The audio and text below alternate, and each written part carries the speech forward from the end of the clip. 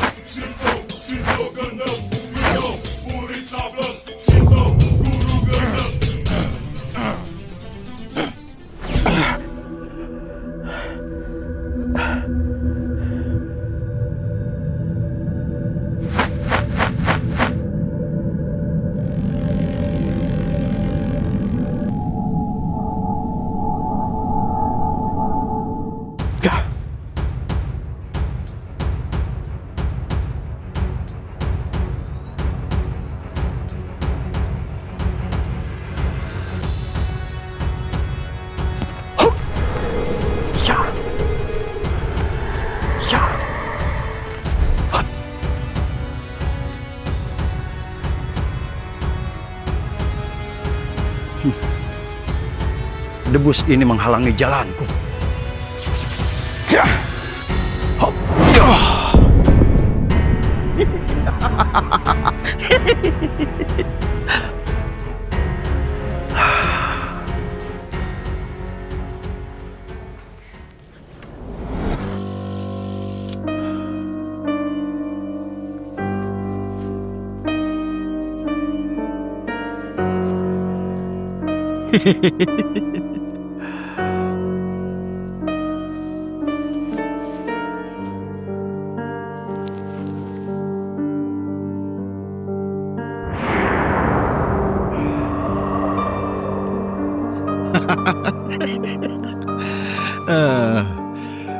Saya punya cerita nih, Mang E.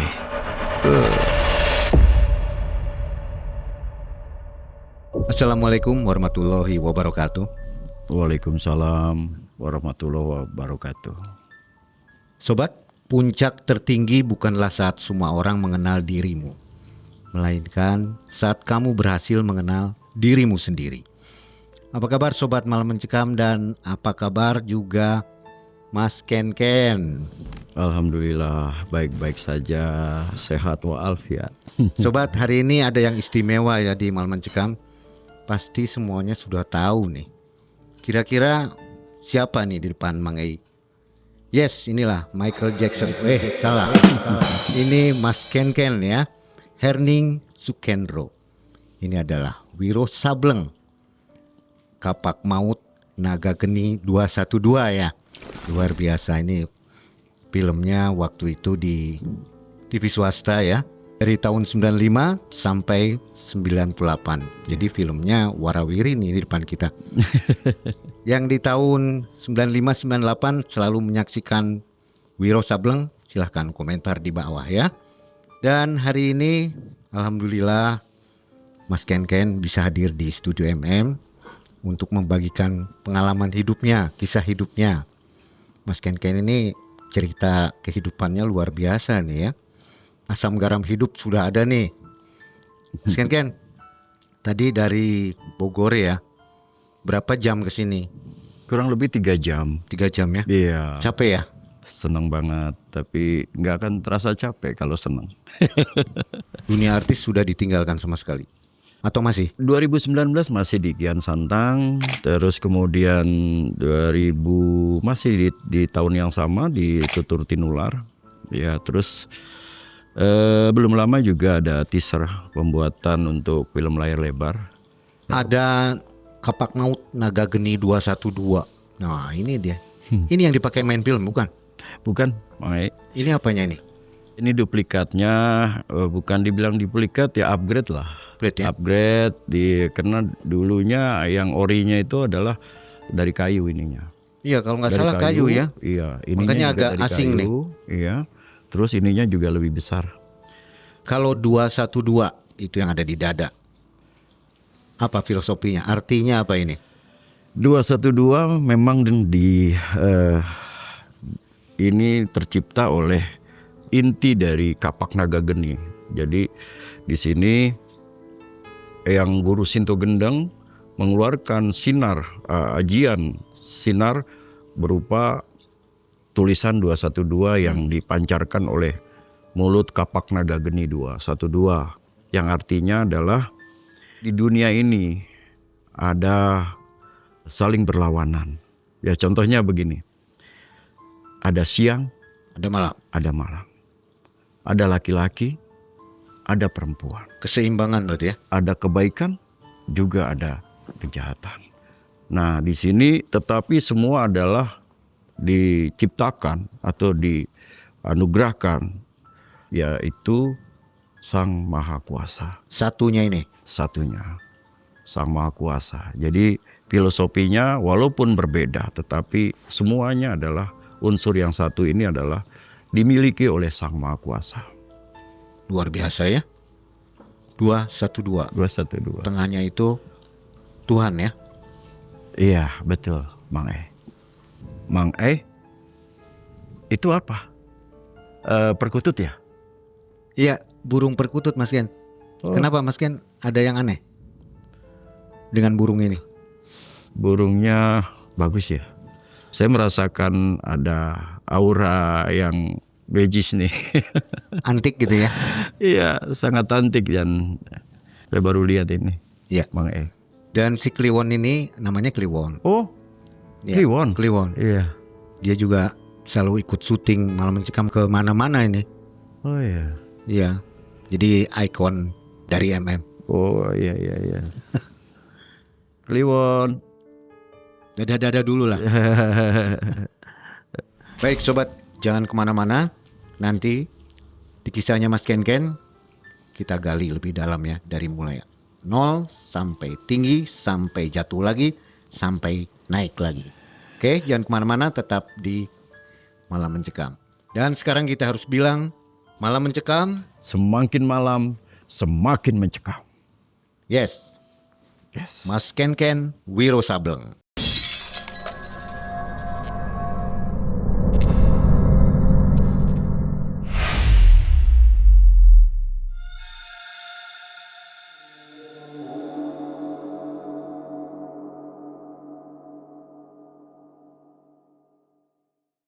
Dimulai dari tahun 90, Mang E.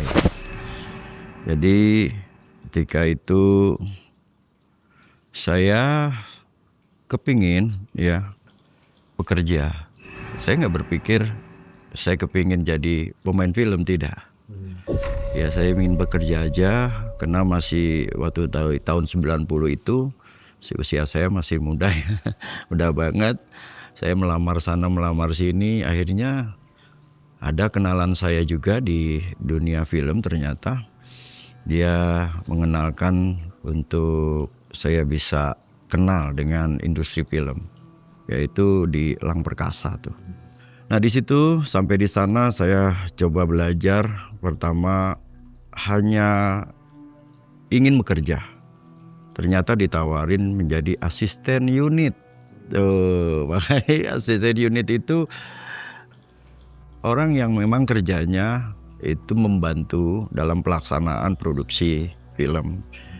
Saat itu memang saya senang di lapangan juga, Akhirnya semua lamaran saya majukan, terpilihlah saya jadi asisten unit, calling pemain, terus bantu bagaimana untuk konsumsi di lapangan, izin di lapangan, bagaimana tempat itu harus izinnya gimana, dan itu saya masih diperintah sama unit manager waktu itu. Nah, setelah saya mengetahui perjalanan beberapa film, itu filmnya Om Berry itu. Berry Prima, terus filmnya Om Baron, sama Pendi Pradana, Murti Sari Dewi di saat-saat 90 film layar lebar masih luar biasa di tanah air. Kebetulan memang saya salah satu penggemar sama Berry Prima, ya, sama tokoh Berry Prima, penggemar. Saya senang melihat Berry Prima tampil, Jos Rudi saat itu tampil, Advent Bangun tampil. Saya senang banget gitu. Dan kebetulan memang secara diam-diam nih, Mang Ai, karena saya punya basic di bela diri, saya kagum yang lihat itu apakah bisa kayak mereka. Mimpi sebetulnya, tapi saya tekunin saja yang udah ada. Saya tekunin yang udah ada, perjalanan itu sampai saya menjadi unit manager, saya bisa bekerja, bisa aktivitas di lapangan. Nah, ini Mang Ai, satu kesempatan yang memang Allah kasih. Saya bersyukur dan saya berterima kasih sama Allah.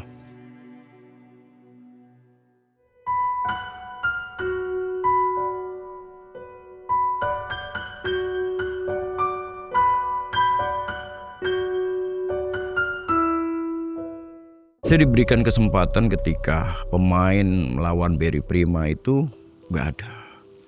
Dia tidak hadir karena sesuatu hal yang dia tidak bisa datang. Saya tidak tahu apakah dia takut, nervous gitu ya. Nah, di situ saat itu dadakan sehingga mencari pengganti dari peran itu sulitnya setengah mati. Mereka diskusi, tim, sutradara semuanya diskusi bahwa ini harus jalan karena menyangkut biaya produksi. Saat itu juga saya ada. Saya bilang sama sutradara itu bahwa siapa yang menggantikan. Kamu ada pilihannya ternyata juga mereka tolak. Gitu ya, oh ini nggak bagus, ini kurang. Kenapa? Tokohnya melawan bintang utama, Berry Prima dan Baron Hermanto yang saat itu masih prima sekali mereka dengan tendangan mautnya, dengan pukulan-pukulan yang luar biasa. Mereka tiba-tiba melirik, ada sutradara laganya Edi Jonathan almarhum melirik. Kenapa enggak dia saja, kamu saja katanya, Ken saja. Saya kaget. Sutradara dramanya bilang, Ken, kamu bisa kan? Wah, gimana bisa, saya gak ngerti film kan. Saya ngertinya produksi, Pak. Kamu bisa kan? Coba, kamu gini, diujilah saat itu. Ada dialog ya, bilang begini dialognya. Rupanya kamu yang bawa penyakit. Harap mau nganterkan nyawamu. Siapa kamu? Wah, itu dialog saya ingat sampai sekarang di berapa puluh tahun yang lalu. Saya Wiro Sableng 32, Mang Ai. Jadi 32 tahun yang lalu sampai 2026. Nah itu tambah berapa tahun? 3 atau 4 tahun saya. Itu berarti 36 tahun yang lalu saya dialog pertama saya itu saya masih hafal. Di Angling Dharma 3 tuh. Nah ternyata saya pemimpin dari antagonis yang banyak sekali anak buah saya di bawah yang mereka udah senior semuanya dan udah biasa bermain. Wah, saya menjadi tokoh penting dalam arti melawan peran utama. Saya tuh nggak nyangka, Mang Ai. Nggak punya basic sama sekali kan? Saya ada basic bela diri dari kecil saya belajar. Acting nggak? Acting tidak. Acting sama sekali saya nggak pernah peragain atau lakukan di depan kamera. Gak pernah sama sekali. Jadi hanya melihat aja, karena kan saya unit produksi. Jadi saya aja melihat orang sedang di depan kamera. Dengan dasar itu saya pikir saya mampu. Saya pikir aja. Terus kemudian dialognya saya bisa hafal. Ternyata beda, Mang Ketika orang dialog di belakang kamera dan ketika dialognya di depan kamera, itu sangat jauh berbeda. Itu disitulah namanya dibilang nervous, demam panggung. Itu terasa di situ. Yang pingin nangis, yang pingin pokoknya semua unek-unek, semua masalah, semua pokoknya menjadi satu, sehingga kadang orang tidak mampu dalam melakukan hal itu walaupun kecil sifatnya. Hanya bilang, rupanya kamu yang bawa penyakit. Mau ngantarkan nyawamu. Siapa kamu? Cuma itu dialognya. Tapi kayak gimana ya, badai menggulung yang bisa gak kita lontarkan. Kadang-kadang gak bisa terucap dari mulut tuh, Mang Saya coba konsentrasi. Saya hafal. Saya coba. Ternyata kan bukan itu saja. Harus ada adegan, harus ada dengan gimmick, dengan segala macam reaksi, aksi dan lain-lain menyambung dengan dialog itu. Bukan hanya sekedar hafal, tetapi bahasa tubuh, bahasa mata, bahasa bibir, bahasa mimik, semuanya ada jadi satu tuh. Itu saya tahunya setelah saya bisa. Jadi di situ waktu itu saya frontal saja. Saya tanya apakah saya mampu. Mas Edi Jonathan bilang, jangan panik. Coba kamu nunduk ke bawah, terus naik ke atas mukanya. Langsung dialog. Saya coba ikuti arahan beliau.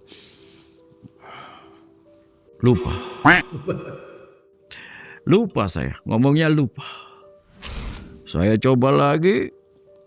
Lupa lagi. Ternyata tidak mudah ya. Padahal segitu saya berkecimpung di mereka orang-orang film, mereka senior-senior. Saya berkecimpung, tetapi di depan kamera itu tidak mudah, Mang Itu yang saya rasakan. Tapi ketika saya berdoa, ya Allah, berikan saya petunjuk. Saya harus bisa melaksanakan tugas ini. Bisa, Mang. Saya ada tumbuh rasa percaya diri saya, tumbuh dengan sendirinya, dengan pandangan. Mereka tepuk tangan, Mang. Tepuk tangan. Rupanya kamu yang bawa penyakit, mengantarkan nyawamu. Siapa kamu? Tepuk tangan. Itu pertama kali, Mang. Setelah itu ada rasa dorongan yang mendalam di dalam diri saya, dari hati saya berkecamuk ketika saya bisa bertarung dengan apa yang saya senang ya, Om Berry Prima ya. Kalau ketemu tapi di depan kamera saya pertama ya dengan beliau, dengan yang saya senang ya, Om Berry ya, Om Baron. Saya terima kasih juga lah buat kru dan lain-lain yang sudah tempo hari memberikan kesempatan, khususnya Bang Edi Jonathan. Film pertama dia berhasil. Ditambah kemudian berikutnya kedua itu malah saya disodorin saya, Ken kamu main ya sama produser Pak Andi, udah dilihat kamu ternyata bisa ya jadi unit ya kan, jadi unit terus main juga, wah double nih katanya, dibecandain seperti itu. Nah kemudian ada, karena memang sudah bertahun-tahun Mang ya, jadi adalah teman saya atau udah mengenal sutradara A, sutradara B. Ternyata mungkin karena penilaian juga buat diri saya dari mereka para senior, ya akhirnya ada pemilihan sinetron Wiro Sableng. Nah pemilihan sinetron Wiro Sableng ini ya saya dengar, saya coba Mimpi. Bermimpi aja Pak, saya bermimpi untuk sebagai tokoh Wiro Sableng, mimpi aja. Peran-peran yang di sini pun masih diberikan juga terbatas ya kan, hanya batasan peran-peran tambahan dan sekedarnya lah, karena memang saya harus bertugas dengan sebagai unit. Nah, akhirnya terpikir oleh saya, datanglah saya di satu PH itu, kena dipanggil.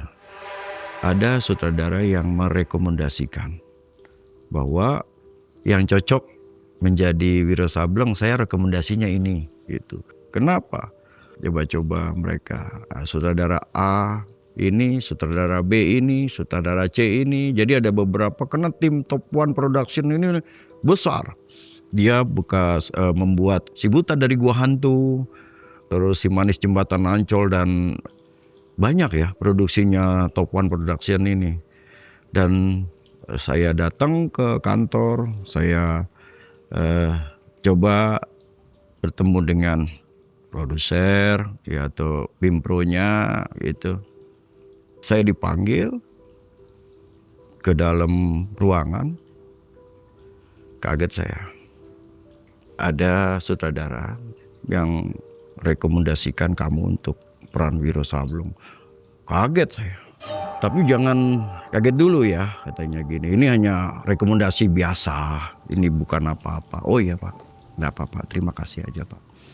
Seandainya kamu nggak jadi ini, mau kan peran-peran lain? Oh saya mau Pak. Peran apa aja? Yang apa di film Wiro Sableng? Peran apa aja? Nggak apa-apa Pak. Itu pun saya senang kalau diterima. Saya seperti Punguk Merindukan Bulan, peran utama, tiba-tiba wah nggak mungkin lah gitu. Saya paling percaya paling dapat peran-peran yang peran tambahan, peran seperti peran-peran biasa lah. Figuran gitu ya. Ya seperti itu. Nah pulanglah saya dengan terfoto dan lain-lain pulang. Suatu malam saya mimpi didatengin sosok besar, pakaiannya seperti ini, putih. Dia ada ikat tapi nggak ada kuncung, nggak ada kuncungnya. Dia cengar-cengir, ngajakin salaman sama saya. Terus tangan saya begini, saya salaman sama dia. Senyum, dia cengengesan. Saya masih terperangah, ini siapa gitu kan. Dia langsung berbalik, saya panggil, Bang. Langsung dia menjauh.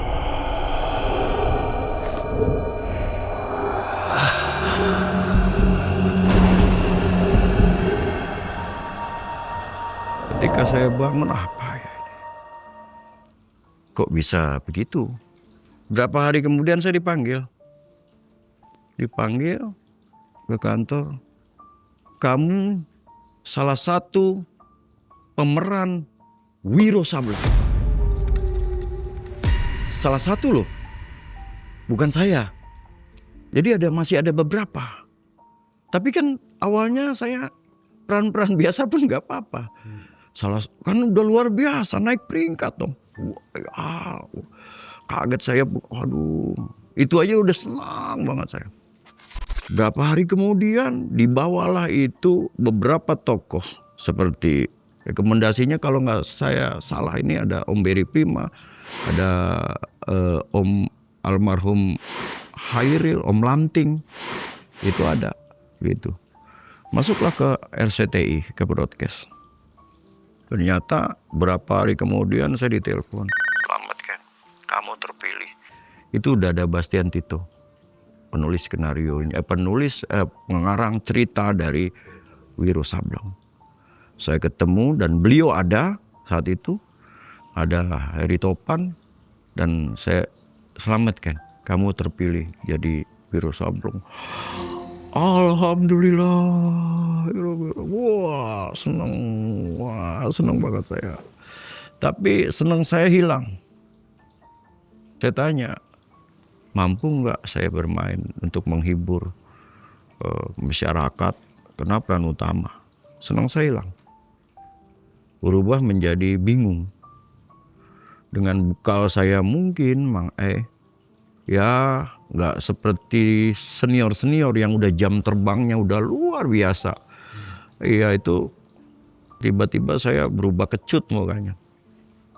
setelah saya pulang dari sana. Wah, itu aja yang terbayang saya. Berbayang bisa nggak mampu nggak utama. Tokoh, dan itu saya dengar biayanya sampai 1,6 miliar saat itu. Ini kalau enggak saya merugikan produksi, ya kan, sia-sia. Ini saya masih ragu, ragu sekali untuk itu. Tapi saya berusaha untuk tenang. Ya, walaupun memang perjalanan sebelumnya itu ya banyak lah ya, saya belajar drama, ya sinematografi, saya belajar bagaimana drama Turki, saya belajar banyak hal tentang di ini. Tetapi itu pun keilmuannya kurang cukup karena menyangkut dengan tokoh yang besar. Ini Wiro Sableng bukan hal ini aja bermain, tetapi saya juga pernah baca novelnya, Saya baca novelnya di waktu saya sekolah dulu. Saya baca novelnya tuh udah digemari orang. Ya, novelnya itu. Nah, makanya saya ragu lah untuk merankan tokoh Wiro. Kan siapa saya kan? Nah, habis saya berusaha. Akhirnya syutinglah sudah Mang Ai. Nah, di dalam syuting ini pertama kali dimotori, di kameramenin oleh krunya dari RCTI langsung. Ya, dengan timnya. Walaupun jantung ini berdegup. Tapi saya lakukan dengan semampu saya, dengan semangat saya. Saya tidak pernah ada kata untuk menyerah, untuk melakukan sesuatu hal. Nah, udah berjalan 1 episode, 2 episode, ya. Nah, ini sebelumnya tentunya ada hal yang perlu saya sampaikan nih ke Mang Ai. Ini nggak biasanya dilakukan oleh produksi, ya, tidak biasa. Kalau selamatan atau tumpengan itu mungkin udah biasa ya. Ini syuting pertama Wiro Sableng itu dilakukan pemotongan rambut, Mang Ai. Rambut siapa? Pemotongan rambut saya, Mang Ai. Rambut saya kan panjang, lebih sepunggung. Nah, itu dipotong oleh Bupati, terus Bupati Wonogiri, sutradara S.H. Karim, ya, terus sama produser. Bupati Wonogiri. Bupati Wonogiri. Hubungannya apa? Karena beliau diundang untuk pertama kali pembukaan. Karena kan daerahnya dipakai tempatnya. Syutingnya di Wonogiri. Lokasinya di Wonogiri. Jadi kenapa syutingnya di Wonogiri? Awalnya ada di Yogyakarta. Karena waktu itu Gunung Merapi lagi aktif, ya, erupsi. Jadi set yang udah jadi di Kaliurang itu rusak, hancur oleh lelehan lahar dan pedus gembel. Nah, kita akhirnya produser menyarankan untuk pindah lokasi sekian ratus kilometer ke arah selatan.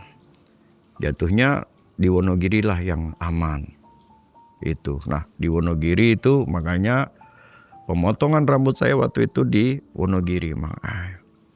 Syuting pertama aman, 2 episode.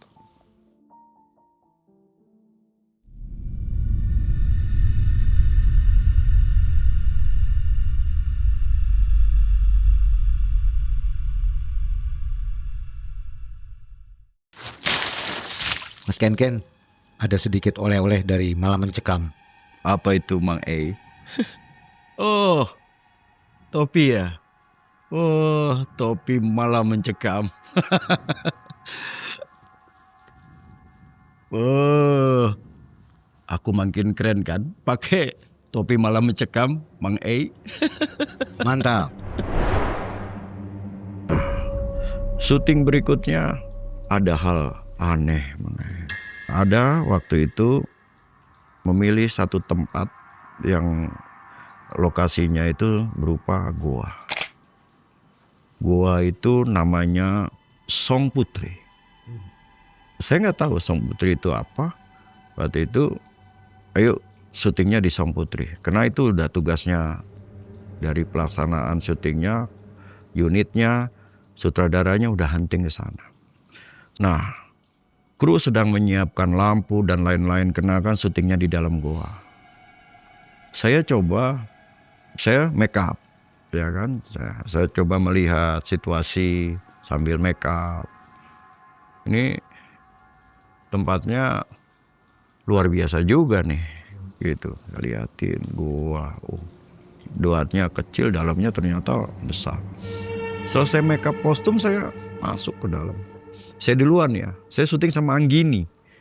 Ya, Dewi Kerudung Biru itu, Anggini. Saya masuk duluan, makanya. Di sana ada Dipan tua yang beralaskan kayak tiker zaman dulu. Tiker zaman dulu itu yang dari anyaman itu. Saya duduk, saya gini-gini. Nah, itu agak sedikit berdebu memang. Coba karena masih ngeset, saya coba tiduran saya. Nah, nggak lama Anggini datang. Wiro, di mana Wir? Saya dengar, sini Anggini gitu. Duduklah dia di sebelah saya. Saya udah tiduran gitu sambil pegang tangan. Terus Anggini juga mungkin kelamaan ngobrol-ngobrol gitu. Akhirnya dia juga tiduran begitu. Syuting. Oke, kamera ya, siap, ready ya. Begitu direkam, nggak ada gambar. 2 kali direkam, tetap nggak ada gambar. Sudah berjalan berapa menit itu? Iya, sudah sekitar ya baru aja dimulai ya, nggak ada gambar. Kedua tidak ada gambar, tetap direkam, nggak ada gambar. 3 kali direkam. Akhirnya dibawalah kamera itu keluar. Di luar ada gambar. Bingung. Kok nggak apa-apa kameranya? Coba dimatiin, dinyalain lagi. Ada gambar. Dibawalah ke dalam. Gak apa-apa, ini aman. Ini tadi mungkin kurang kenceng kabelnya apa. Syuting lagi. Kamera nggak ada gambarnya. Dikutik-kutik lagi. Balik lagi keluar. Diperiksa di luar, ada gambarnya. Balik lagi ke dalam, nggak ada gambarnya. Akhirnya dari pihak produksi panggil Kuncen. Ini malam atau siang? Siang. Masih siang padahal ya? Masih siang. Tapi sampai malam itu syutingnya. Nah, Kuncen datang. Ada yang salah. Siapa yang salah? Ada sosok yang tidak senang. Keberadaan kayu panggung yang ada tikar lamanya itu dipakai tidur sama saya dan Anggini. Akhirnya kami berdua harus mengikuti proses izin secara spiritual yang diarahkan oleh Kuncen itu.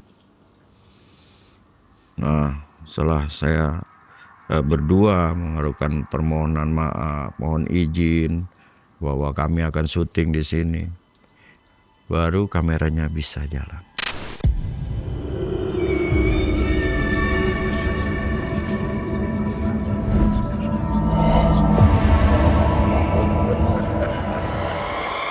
Ada gambarnya. Langsung itu ya setelah ritual? Setelah ritual langsung, dan syutingnya sampai malam karena adegannya panjang sama Kiai Bangkalan.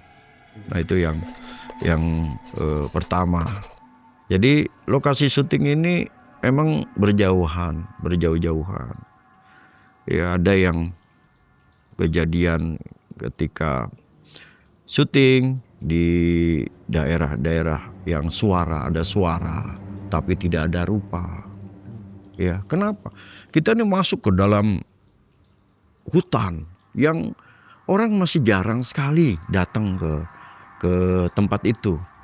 Hampir dibilang hanya mungkin buat kayu jakar atau mikat hayam hutan. Gitu.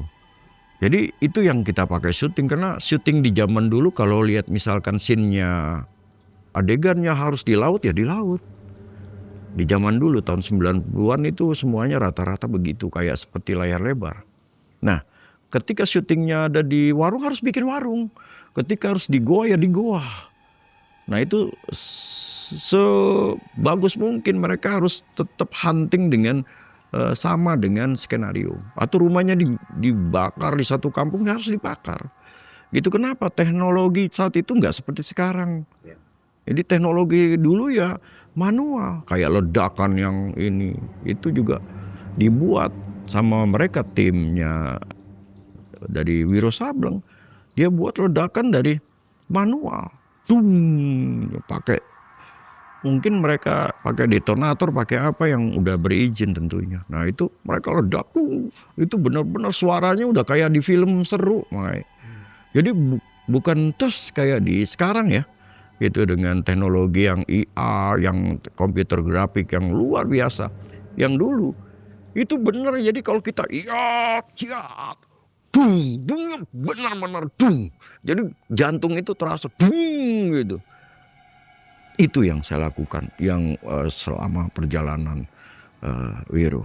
Cilaka, banyak yang cilaka. Digantung juga beneran itu ya? Iya, ada satu kejadian yang hampir merenggut nyawa saya.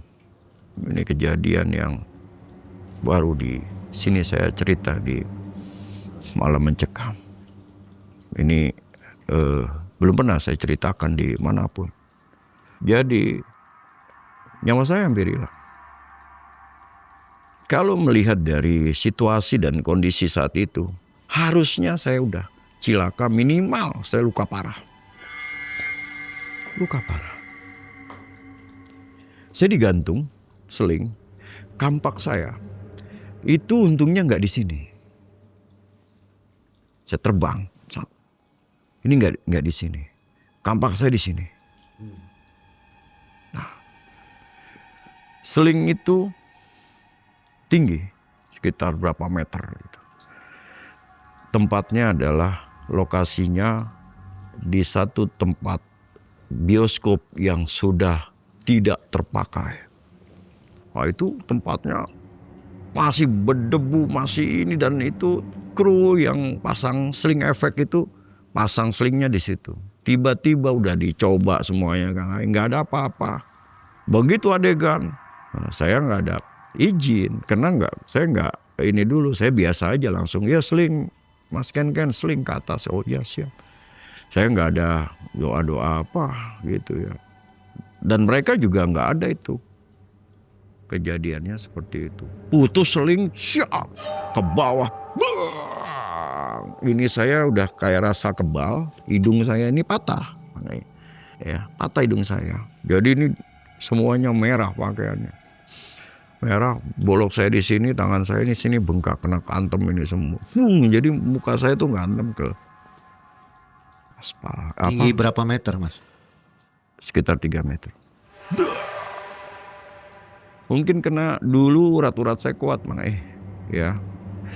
Urat-urat saya kuat, saya latihan fisiknya. Jadi nggak gampang ini ya, uratnya keras gitu ya.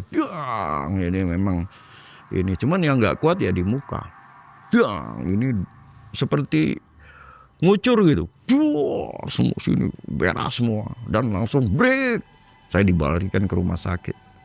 Saya agak kelingan semuanya. Akhirnya besoknya saya siuman, masih sehat. Darahnya udah berhenti. Saya udah digantikan baju. Datanglah produser bilang, gimana Ken? Ya udah berhenti Pak, tapi masih nyeri sakit semua, jidatnya, ininya sakit Pak. Semua ini sakit Pak. Akhirnya masih perlu istirahat, ya Pak. Bisa istirahat atau 1 harian atau bisa untuk melanjutkan syuting lagi. Mas Ken, selama menjalani syuting-syuting itu kan, Mas Ken makin menjiwai Wiro Sableng. Tentunya ada hal-hal spiritual yang Mas Ken jalani. Narasinya seolah-olah saya bukan yang memerankan saya itu. Jadi ketika habis syuting Wiro, Saya harus menenangkan diri dulu Mang Ai. Gak bisa langsung pulang itu. Tenangin dulu, kontrol. Ya, kontrol dulu gitu. Karena Wiro itu aneh gitu ya. Dia memang aneh banget Mang Ai. Aneh dia dengan seruntulannya, dengan gayanya yang gimmicknya yang itu dengan sendirinya seleng ngomong sama binatang, woi di mana ini kota raja, awas ya kalau bohong nih, kayak gitu Mang. Bayangkan dengan yang begitu saya kalau dibilang saya sebagai waras gitu ya, waras ya. Ini orang nggak setengah waras gitu ya, setengah waras yang itu sebelumnya, maaf nih ya Mang Ai, almarhum ya yang pemeran pertamanya itu udah nggak balik lagi Mang Ai. Nggak balik lagi waras gitu. Ngomong sendiri apa segala macem gitu, ngomong apa semua ya udah begitu.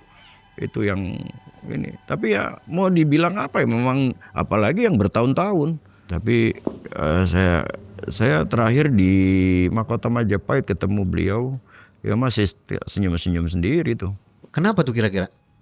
Ya seseorang pemain film yang memang pingin dia berjiwa ini kan harus observasi dan kadang-kadang harus melakukan seperti orang yang begitu, yang sedeng, yang selengean, yang matanya, pandangannya semuanya itu udah beda Mang.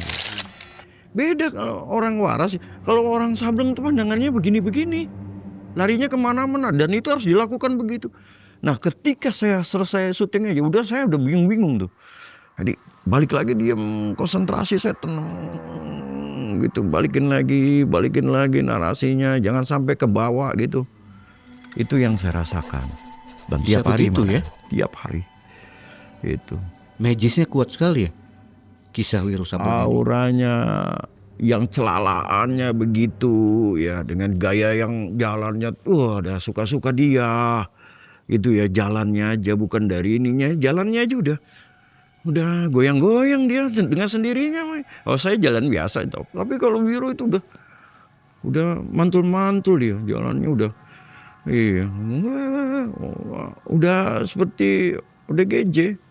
Selama syuting ada sajian khusus, sesaji maksudnya gitu? Ada? Ritual-ritual yang tentang Wiro saya semedi. Semedi artinya meditasi. Meditasi malam itu saya titik nol. Jadi satu titik yang saya pikirin. Jadi harus ke situ aja kalau nggak lepas. Jadi meditasi, duduk diam, bersila. Untuk mau istirahat malam itu saya mikirin satu titik itu, mikir titik. Akhirnya saya bisa konsentrasi. Kalau enggak susah. Keinginan sendiri itu ya? Keinginan sendiri saya selalu pengen begitu. Kalau enggak lepas kontrol, gitu. Celalaan dia gue, gimana? Susah ya. Kalau dibilang udah jalan, jadi Wiro udah mau, udah, itu terus-terusan gitu. Beda beda sekali gitu. Apakah ini ada hubungannya dengan waktu pertama saya casting didatengin oleh seorang pemuda? Ini bukan bicara di luar nalar ya, tetapi ini kenyataan saya. Ini kenyataan yang saya jalanin, yang saya pernah alamin. Ternyata mungkin saja ketika saya bertemu dengan almarhum Bastianti itu, beliau senang loh lihat saya. Senyum, ketawa gitu ya.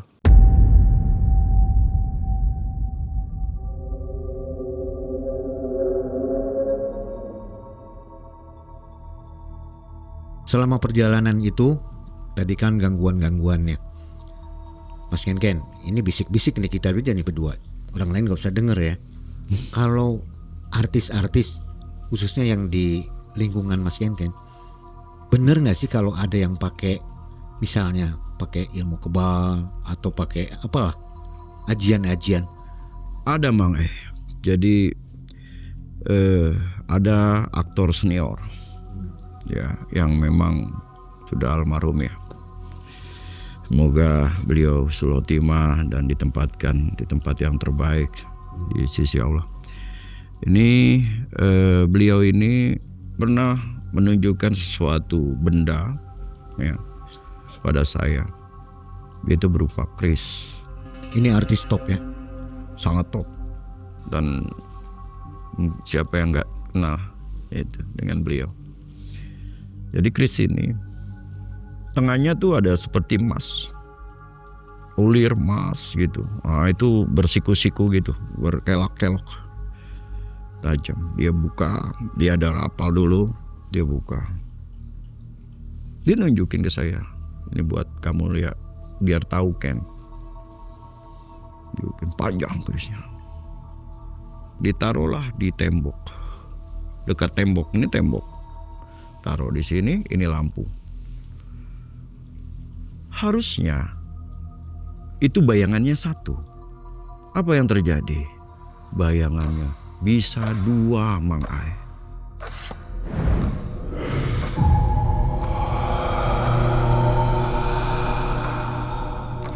Saya kaget. Kok bisa begitu ya? Maksudnya apa ini? Ini yang namanya kodam. Kalau mau tahu, kodam. Ada sisir, Mai. Ketika keris itu udah ditaruh, sisir. Saya ginikan. Ya sisir. Satu bayangannya. Saya bilang, bisa sekali lagi nggak lihat? Oh bisa kan? Ditaruh lagi. Dua. Bayangannya dua. Itu malam ya, dipraktikinnya malam ketika kita selesai syuting. Gak lama dia mengeluarkan satu cupuk. Dia bilang apalagi tuh? Ini yang namanya buluh perindu. Saya pernah dengar nama buluh perindu, tapi saya kegunaannya nggak tahu. Diambillah dua helai berupa rambut. Taruhlah nampan berisi air, bukan nampan ya, kayak di bekas tatakan kopi, isi air, ditaruh lalu seperti ular gitu. Dua-duanya. Terus saling belilit-belilit. Wah, udah belilit itu nggak lepas mereka. Wah, terus.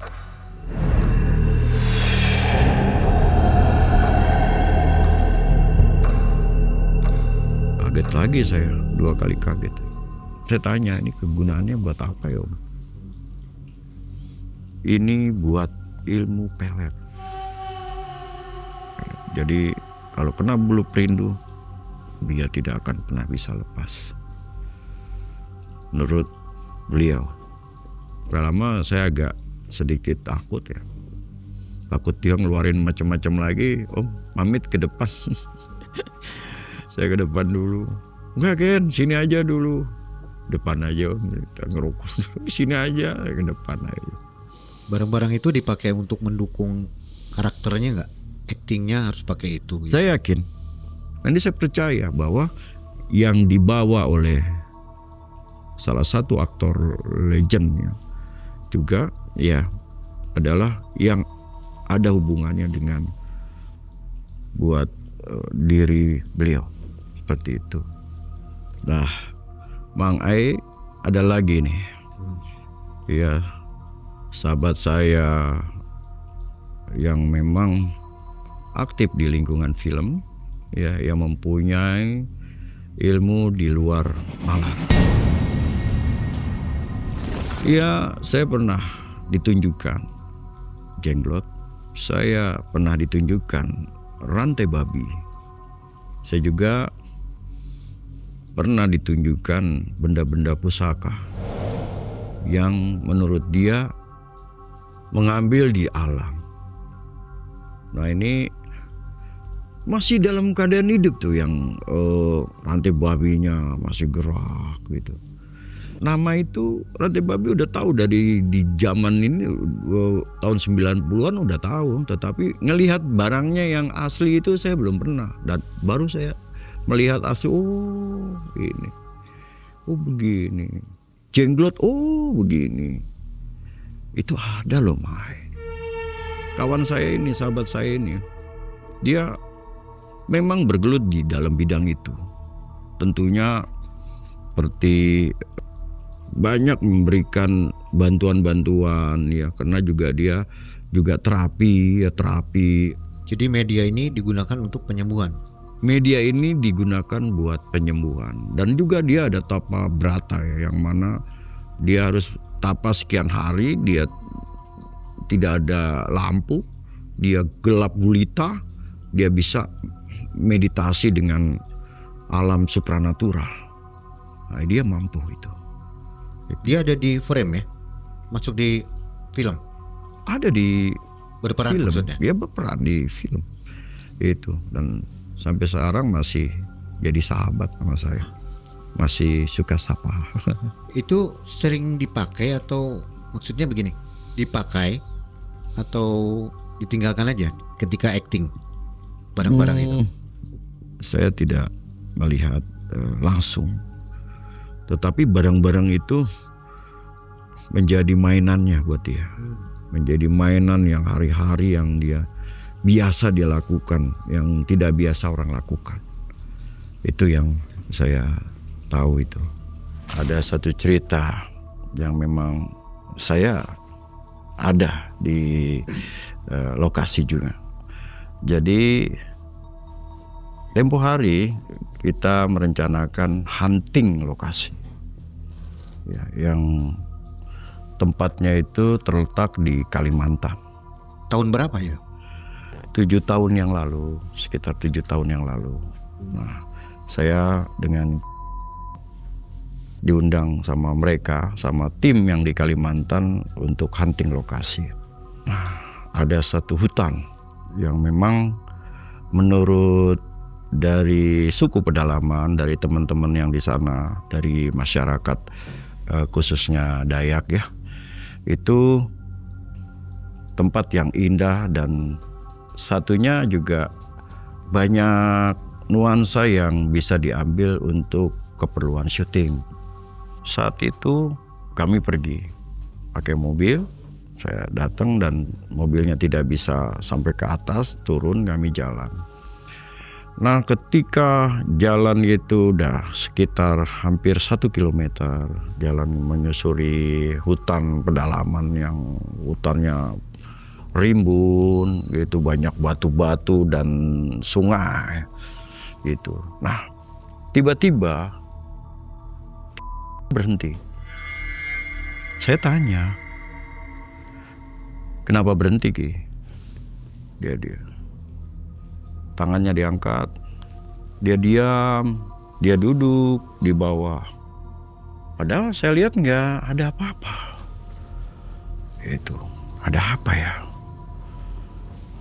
Terus balik badan, saya tanya, Ki, kenapa Ki? Kita pulang aja. Loh, kenapa Ki? Kan kita hunting. Ini lokasi yang ditunjuk untuk pembuatan film. Jangan. Saya ditolak. Ditolak gimana Ki? Jangan. Kalau kita lanjutkan, bisa celaka. Mungkin bukan saya, tapi teman-teman atau Ken. Saya berpikir keras ya, kenapa ya? Ki, gak ada apa-apa, suasananya enak kok. Jangan ngambil resiko, mendingan kita balik kanan. Wah, tiba-tiba bulu kuduk saya merinding. Jalanlah kami ya, terpaksa saya balik kanan. Semua teman-teman juga agak kecewa gitu, kenapa nggak diterusin gitu. Tapi dia bilang balik kanan aja, ini bahaya. Ketika di mobil, dia bilang bahwa dia bicara dengan orang yang seperti buto ijo, yang besar. Dia bilang, jangan kau lanjutkan perjalanan atau masuk di hutan ini.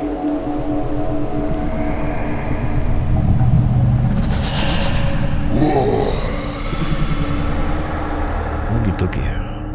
Saya nggak sampai berpikir sampai segitu jauh ya. Ternyata memang bisa saja mata batinnya lebih tajam ya untuk mengenal di dunia gaib seperti itu, Mang Ai.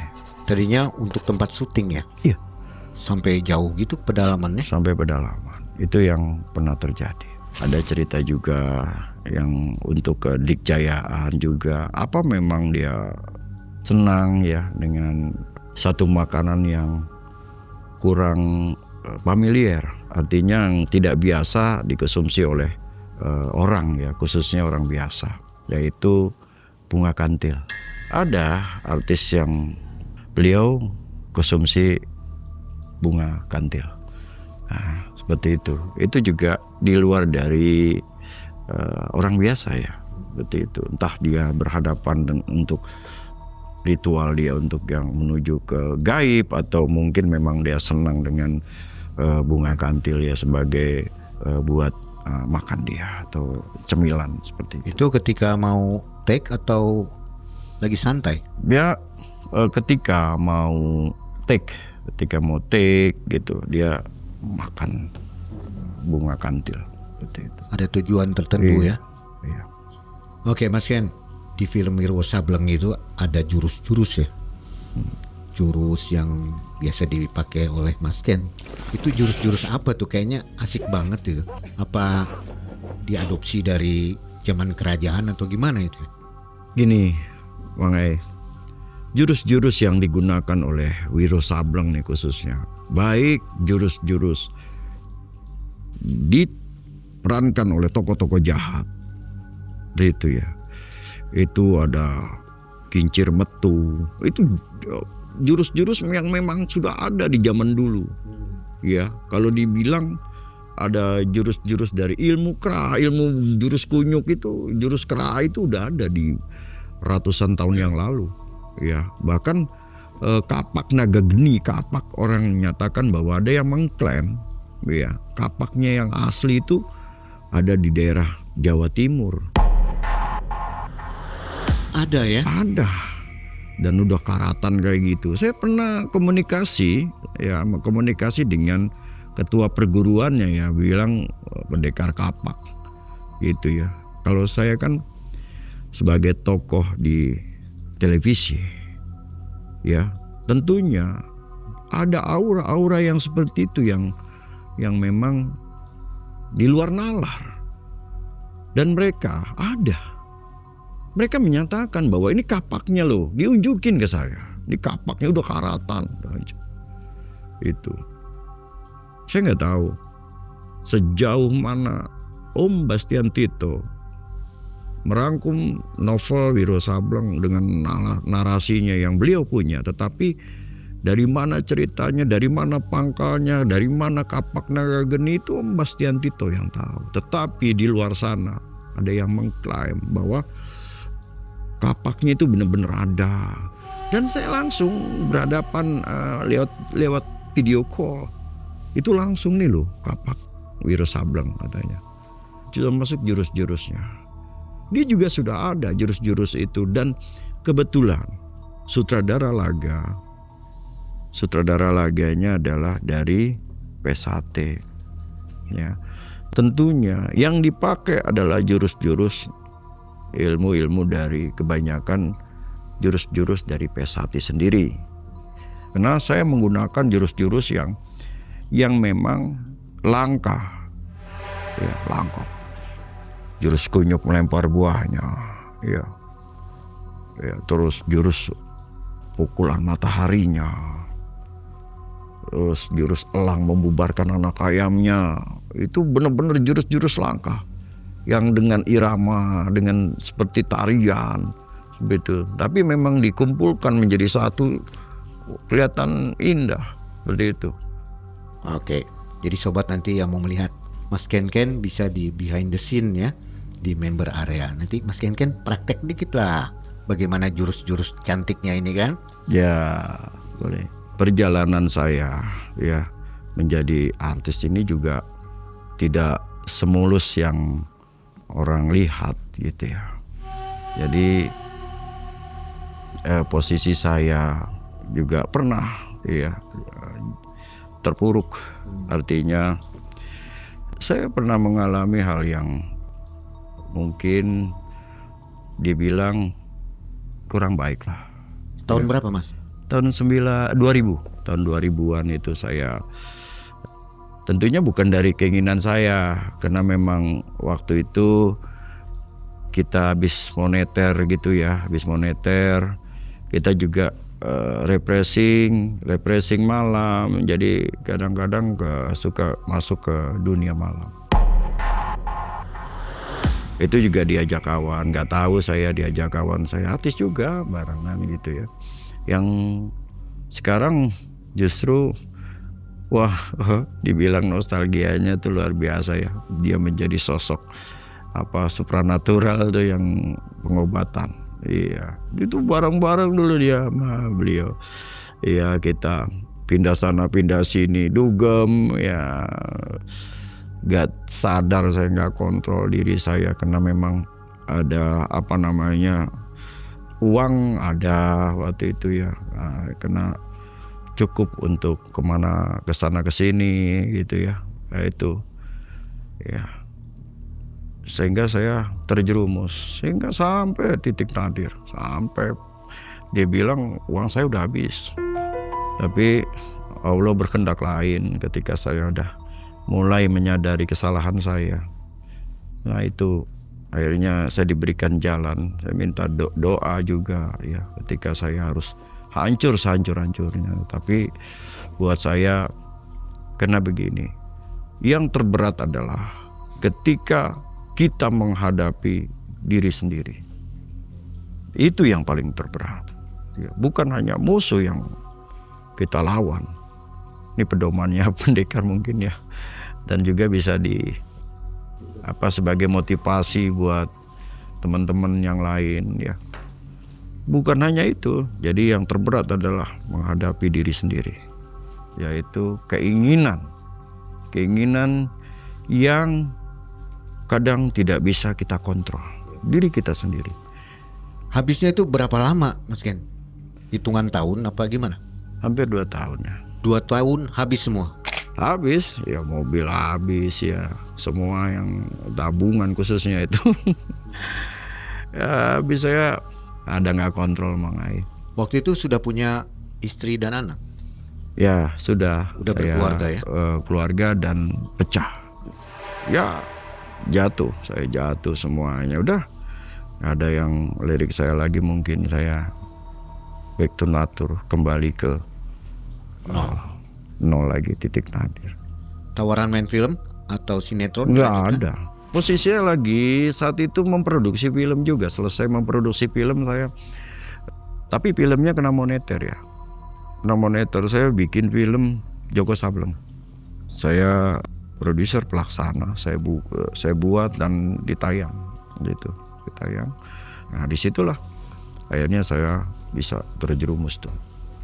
Gitu. Di dalam keheningan, ini kan nol nih, hening, kegiatan gak ada, pikiran ruwet ya begitu.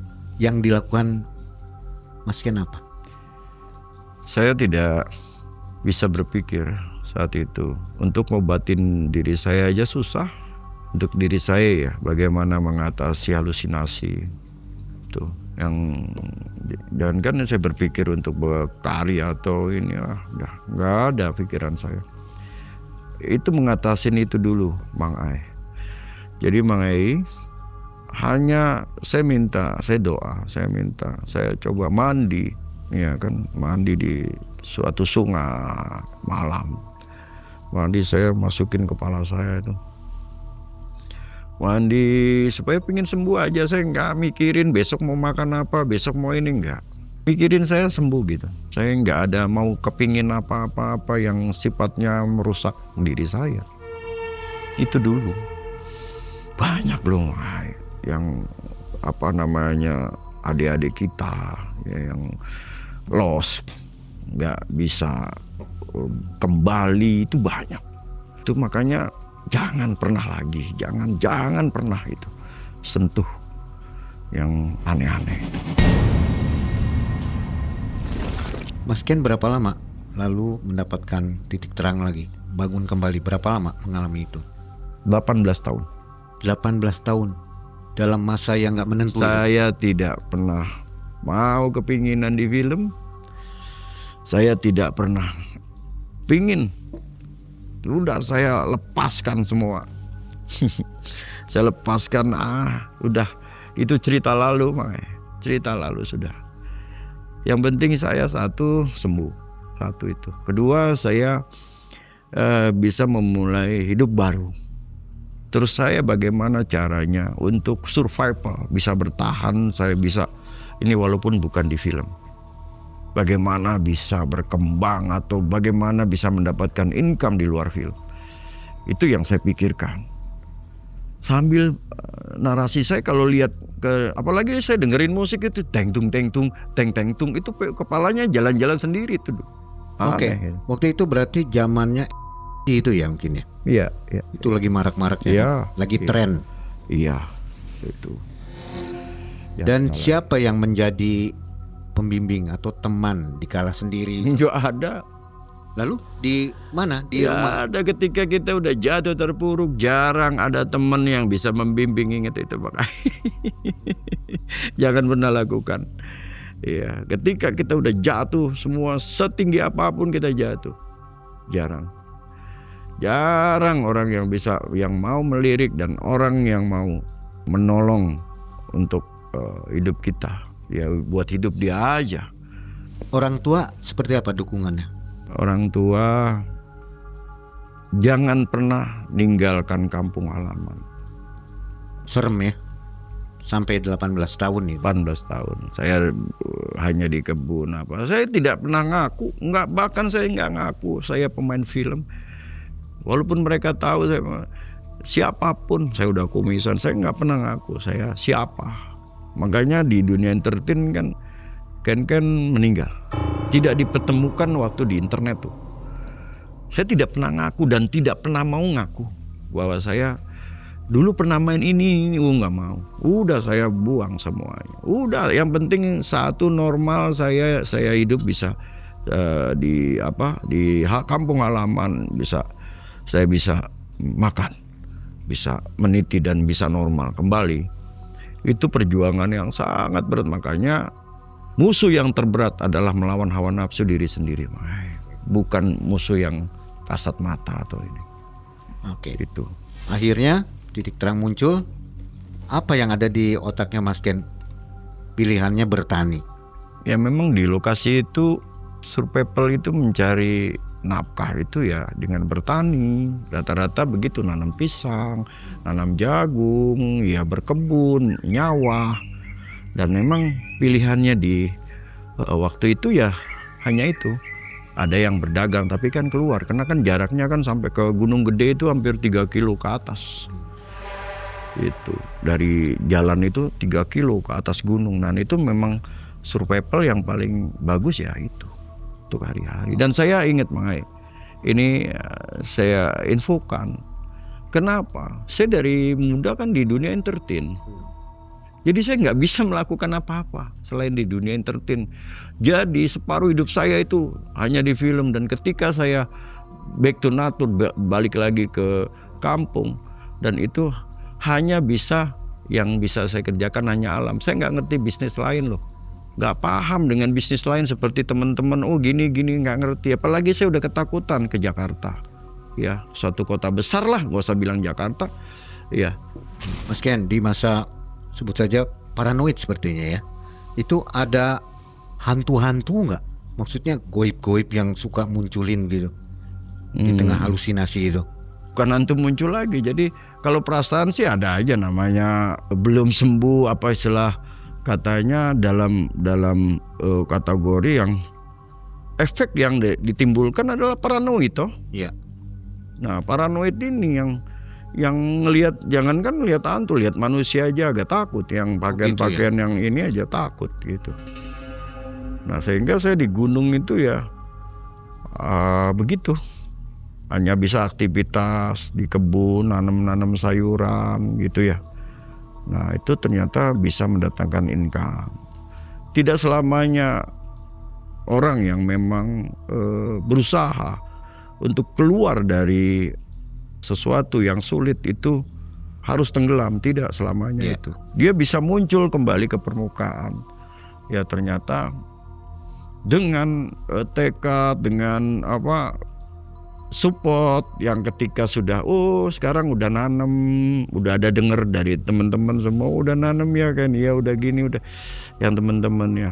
Nah itu barulah ada kepercayaan. Bahkan ada infotainment yang datang, saya nggak mau diwawancara, Ngumpet. lari. Itu banyak loh mobil-mobil yang datang ke situ di gubuk saya. Saya lari karena saya nggak mau ketemu ini kan bukan saya abangnya, tapi kumisan. 18 tahun bukan waktu yang sedikit ya. Iya, Mangai, bukan waktu yang sedikit ya. Itu harus bergelut dengan alam di situ. Di situ perjuangan saya. Nah, setelah saya mendapatkan pendamping di situ baru disupport, didukung ya. Baru saya muncul lagi mau bahwa ketika ada beberapa stasiun TV yang memang perusahaan yang menawarkan saya untuk tampil, ya kan, tampil benar-benar tampil, kan saya buatkan jadi seolah-olah kayak Wiro Sableng lah itu ya. Tapi ini gurunya peran utamanya nih itu. Ya itu berhubungannya dengan senior saya itu. Berhubungannya dengan senior saya yang saya menggemari, yaitu Berry Prima. Judulnya Pati di Kampung Jawara itu. Dia menyiapkan konsepnya buat saya itu. Dan mereka nggak tahu saya itu belum siap untuk itu, karena saya udah lama banget di pertanian, 18 tahun Mang Ai. Saya ke Jakarta, habis Jakarta itu saya balik lagi. Yang penting sudah dapat income, Harman Korea. Alhamdulillah itu yang bisa. Ternyata hidup itu pilihan, bisa memilih. Bukan hanya di entertain, tapi juga di usaha lain. Kalau semuanya kita jalanin dengan baik ya, itu ternyata bisa. Dulu saya terlalu terpaku dengan dunia entertain, sehingga saya nggak ngerti apa-apa, kayak orang baru bangun tidur gitu, ngapain ya masih pelengak-pelengok gitu. Nah, akhirnya kenyataan di alam ternyata banyak yang saya bisa belajar dari alam, saya bisa belajar dari semuanya kehidupan. Benar Mangai, musuh yang terberat adalah melawan keinginan diri sendiri. Mas Ken, masih ada minat kembali ke dunia hiburan entertain? Masih. Masih. Saya masih, karena memang jiwa dari muda di dunia entertain. Memang saya terjun langsung di dunia entertain sampai bisa mengangkat nama saya sampai dikenal ya di tanah air, bahkan di luar dari Indonesia, tanah air itu bisa dikenal. Dan saya terima kasih semua pihak yang sudah memberikan jalan untuk saya ke sana. Nah itu. Terakhir Mas Ken, pesan-pesan baik untuk penonton Malam Mencekam dari pengalaman perjalanan hidup Mas Ken ini. Silakan. Ya, pesan-pesan saya buat generasi ke depan ya, apalagi untuk pemirsa Malam Mencekam ini yang selalu setia ya, mudah-mudahan ya saya berikan dengan wawasan seperti ini ya, dengan perjalanan hidup saya menjadi suatu pelajaran juga ya, tetapi semuanya kita kembalikan kepada diri kita ya. Pesan saya selalu ingat dengan Sang Pencipta seperti 212, karena ada kebaikan, ada kejahatan, ada laki-laki, ada perempuan, ada siang, ada malam, tapi semua adalah milik Sang Maha Kuasa. Itu yang pesan saya untuk semua pemirsa di Malam Mencekam, selalu ingat dengan Sang Maha Pencipta. Nah, pemirsa Malam Mencekam nih, ketika kita sedang berada di posisi di atas ya, yang semua dimudahkan, semua diberikan ya, tentunya kita semua diberikan berlimpahan kenikmatan. Nah, di sini teman-teman, jangan pernah lupa, ya, seolah-olah kita tidak bisa jatuh. Itu yang terpenting. Ketika sudah diberikan anugerah dengan kebaikan, dengan kekayaan, jangan pernah lupa kapan kita jatuh. Semoga menjadi pelajaran kita semua. Sebagian orang memang mengenalnya sebagai seorang pendekar. Sebagian lagi mengingatnya lewat layar kaca. Namun Mas Ken tahu bahwa hidup bukan sekedar tentang peran yang ia mainkan di depan kamera. Karena ada perjalanan sunyi, ada tempat-tempat yang menyimpan cerita, dan ada pencarian panjang yang membuatnya akhirnya menemukan makna pulang yang sesungguhnya. Halo Sobat Malam Mencekam, ini waktunya buat sobat semua untuk jadi lebih dekat bersama Malam Mencekam. Ayo gabung membership sekarang juga, cuma dengan 10 ribuan. Kalian bisa dapat akses ke ratusan konten eksklusif. Mulai dari pembuktian ilmu goib, perjalanan dan penelusuran tim Malam Mencekam, sampai momen lebih dekat bersama para narasumber. Dan gak cuma itu, member juga bisa nonton video terbaru lebih awal. Plus dapat emoji dan badge eksklusif khusus member, biar identitas kalian makin mencekam. Klik tombol gabung sekarang dan jadilah bagian dari keluarga besar member Malam Mencekam.